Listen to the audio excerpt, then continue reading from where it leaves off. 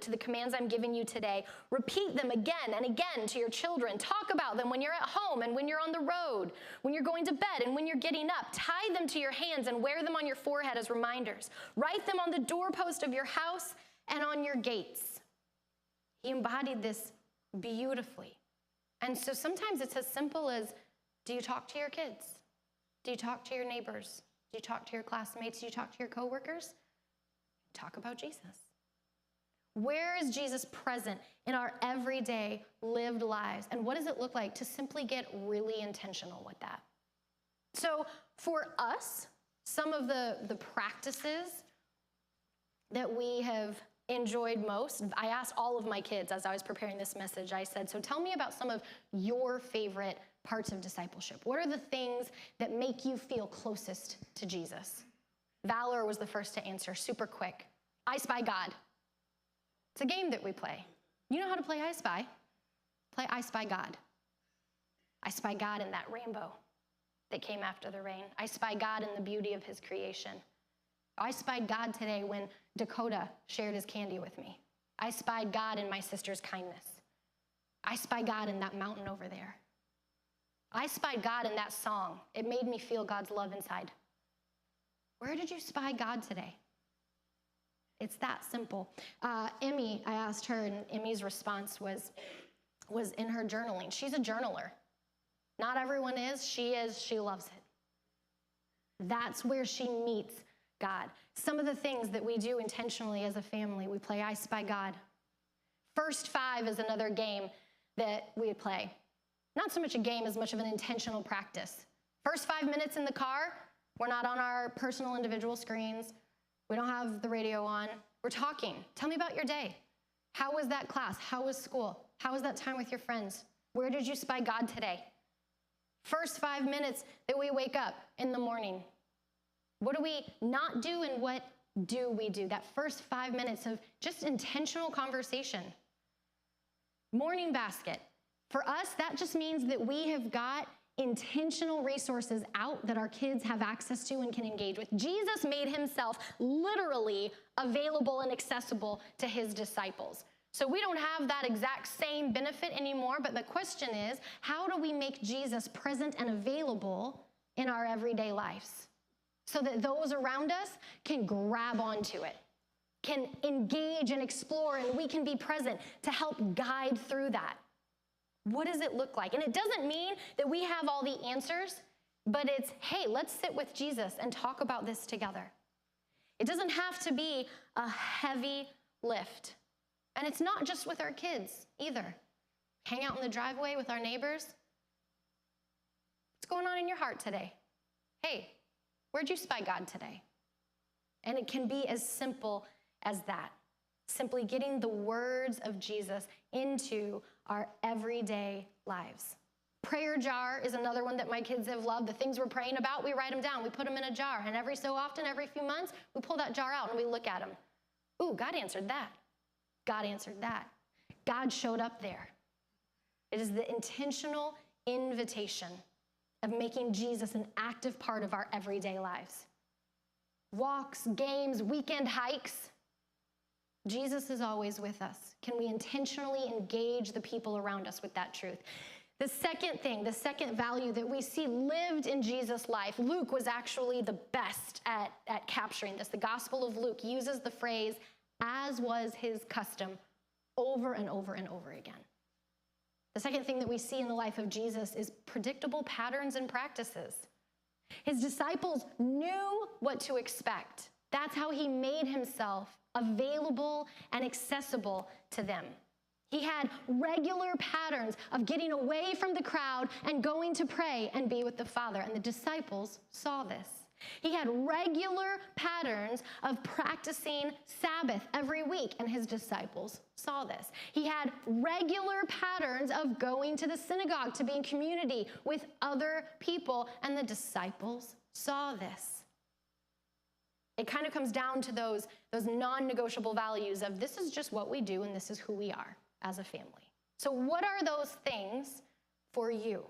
What are those predictable patterns that you have that the people around you know that they can come be part of? Maybe it's, yeah, you know what? I sit at this coffee shop every Monday afternoon, and people know it, and they can come stop by. My classmates know it, and we can gather there. It doesn't have to be a big, crazy, organized thing. It's as simple as, what are the predictable patterns in my life that make me accessible to others so that they can see Jesus being lived out in my everyday life?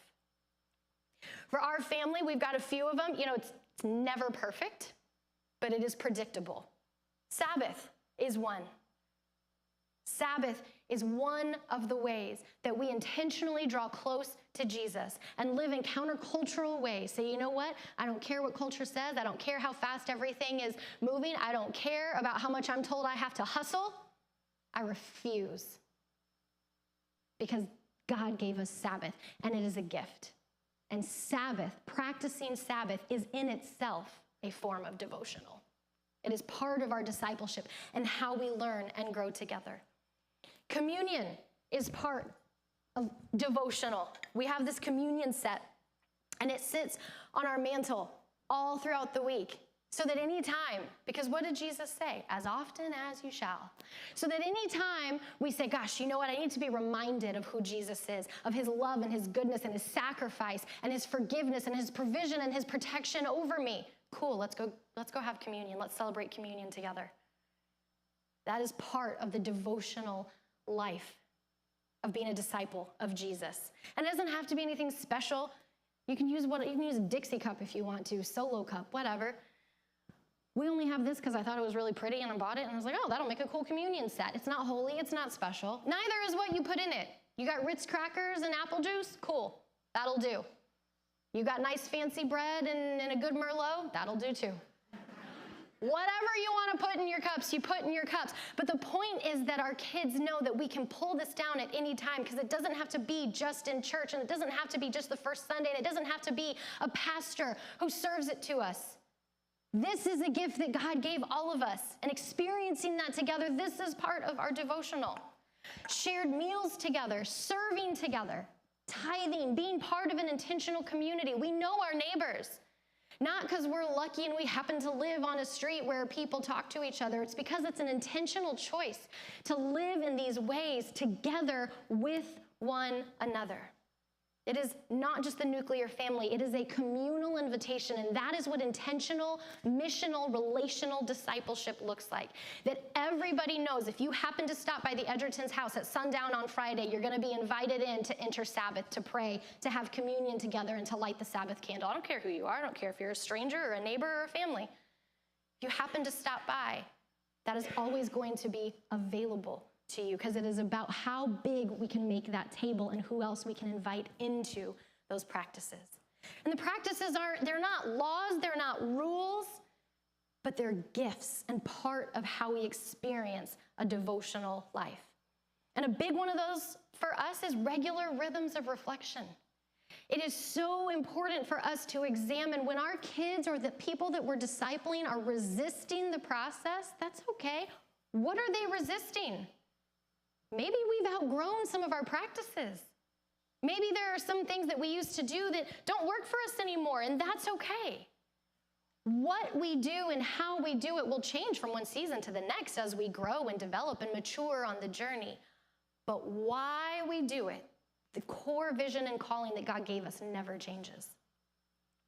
And these practices is what grows us to this other core value that we see lived out in the life of Jesus. In John 10, Jesus says, "The Father knows me, and I know the Father." Another core value that we see in Jesus' life with his disciples is the idea of gnosko, over or greater than gnosis. There's multiple words in Greek and Hebrew that are translated in English as to know something, but they actually have very different meanings. Gnosis is head knowledge. These are facts. Whereas gnosko is an intimate relational knowledge. That is the word that Jesus uses repeatedly when he talks about knowing the Father. I know my Father. Not I know about him, not I know facts. I know him intimately and relationally.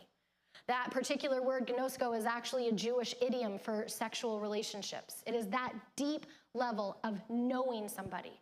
Like, I know most of my state capitals, but I know my husband. And it's that type of knowing that Jesus says he has with the Father, that he invites his disciples into. You know, Jesus didn't rage against very much, but when he did, it was against the religious spirit of his day. He constantly brings his disciples back to heart knowledge over head knowledge, gnosko over gnosis, because gnosis is informational, whereas gnosko is transformational. And that's what he's leading his disciples to, through dialogue and through questions and through modeling it in his own life. There's a reason that the disciples said, Rabbi, teach us how to pray, because we see something in the way that you pray and the way that you talk to the Father that we don't have, and we want a piece of it. Jesus constantly disciples his followers, not towards intelligence, but towards intimacy. And he invites us to do the same. He didn't teach his disciples what to think. He taught them how to hear from God for themselves. And it is that same thing that I desire to do with my kids and everyone else that I am discipling. Not to tell you what to think and how you have to believe, but how to hear from God for yourself. There's a lot that my kids don't know. If you ask them, they probably couldn't tell you all the books of Bible in order. I don't think they could tell you like the 10 Commandments. Because the truth is, I could train a parrot to spout off the 10 Commandments. That parrot is not living a life transformed by the love of Jesus. There's a lot that the disciples didn't know and didn't have. Jesus was ridiculed for who he selected. They're just a bunch of lowly fishermen. These are going to be your disciples? Yes. Because what they did know, what they did have access to, was more valuable than anything that the trained rabbis of the day could have had. Remember when I was a public educator, this was a big deal for me. I said, you know, I'm not as concerned about all the specific facts and knowledge that I'm teaching these students. I want to give them a love of learning. Because if I can instill in my students a love of learning and give them the skills to explore, they'll learn everything they need to know. If you love to learn, you'll figure the rest out. And the same is true in our discipleship. If we can learn to hear from God for ourselves and help others discover how to do the same, we figure all the rest of it out. Because gnosis, the facts, they will fail us. At some point, the people that we are discipling will experience grief, loss, pain, confusion, anxiety, disillusionment, conflict, disappointment. And in those moments, the facts fail. There's a whole lot that I don't have answers to and a lot that I don't know. But what I gnosko is the goodness and love and grace of God. If we can instill that, we are on the right track. And then finally, this leads us to the other critical value that we see in the life of Jesus in Matthew 22. And it is simply this: to love God and love others. Matthew 22, verse 37. Jesus replied when someone asked him, what's the most important thing? He said, love the Lord your God with all your heart, all your soul, all your mind. This is the first and greatest commandment. And a second is equally important. Love your neighbor as yourself. The entire law and all the demands of the prophets are based on these two commands: to be disciples and make disciples, to love God and love others. Because there's a lot that we won't have answers for. There's a lot that will rock our children to their core. There is a lot that no amount of religion will ever be able to rectify or reconcile for them. But when all else fails, what would love do? What would love look like? Do that. When in doubt, choose love. Because that's what Jesus did time and time and time again. Speaking of discipleship, we have some really special things happening today in between services. We've got some baptisms that we're going to share together. And so if you hang out for a little while, again, nothing is perfect, but I do have some resources that I don't have time to share right now because we have some other things to get to. But if you've got questions about any of that, I've got some of my number one most loved recommendations here just to share if you want to come take a peek or ask any questions about that. Those of you that do have little people, the number one thing I want to tell you about is the parent queue.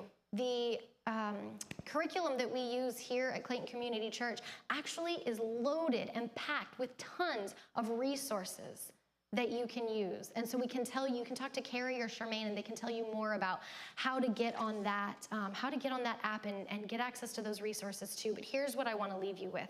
As we consider all of these core values that we see in the life of Jesus, the way that he discipled his followers was that he gave intentional invitations into predictable patterns with him so that they would grow in their gnosko of the love of God, in order to be able to discern how to love God and love others, hear from God for themselves. None of us is doing it perfectly. It is messy when we are walking this out in real, lived life, trying our best to follow the words, works, and ways of Jesus and invite others to do the same. It gets messy, and that's okay. This is my hope and prayer for every single one of us is at the end of every day, may you be covered in the dust of your rabbi. And may those that are following along with you experience the same. The good news is it's lifelong. None of us ever arrive. None of us ever graduate. We are all disciples, called to make disciples until the moment that we take our very last breath. But let me tell you this, is that I can almost pretty confidently guarantee that you are already doing better than you think you are. Whatever you're already doing, you're doing better than you think you are. So can you pick one thing? As you consider this calling that each of us has, what are you hearing from God in the midst of it right now? What is one thing that you can take action on in your home, in your workplace, in your dorm, in your neighborhood? What are you hearing from God in this idea of being disciples who make disciples? And what is the one thing that you can do about that? Father, thank you that you have given us the perfect example, that we will all be imperfect, that we will have flaws and failures, and that is okay, because in Jesus you gave us the perfect example. You didn't just tell us to be disciples and make disciples. First, you showed us what that looks like. And so would you just continue to bring us back again and again to the life of Jesus so that we can see for ourselves how he lived that out and how we have been called and equipped and empowered to do the very same thing. Would you remind us every day that by choosing to follow you, we have given up all other things, all other ambitions, all other values, all other priorities. May we be following so closely at your feet that we can say we are people covered in the dust of our rabbi, and that we are grabbing the hands of those around us and bringing them with us on that journey. Thank you for guiding us in that, and for the promise that Jesus gave us, that he would be with us always, even to the end. Amen.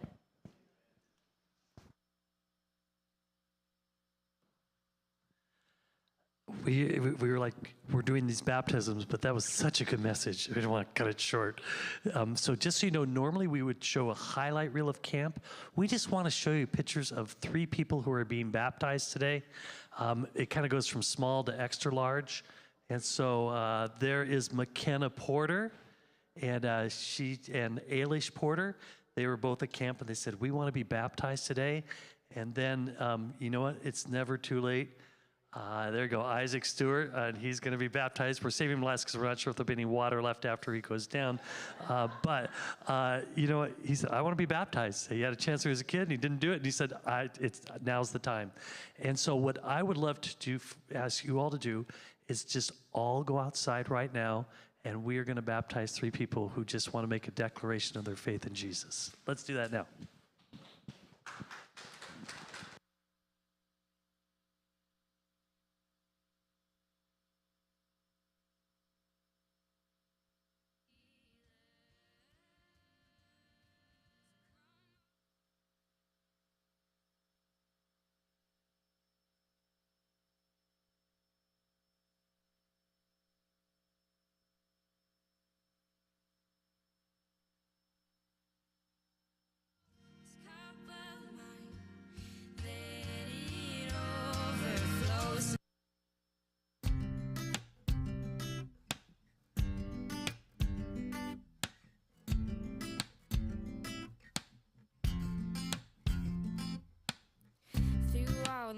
up lyrics, through all the messed up melodies. Our rhythm never changes, our rhythm never changes. Through all the messed up lyrics, through all the messed up melodies. Our rhythm never changes, our rhythm never changes. We laugh, we cry, we dance, we fly right over the moon. But there is nothing like sharing this lifetime with you.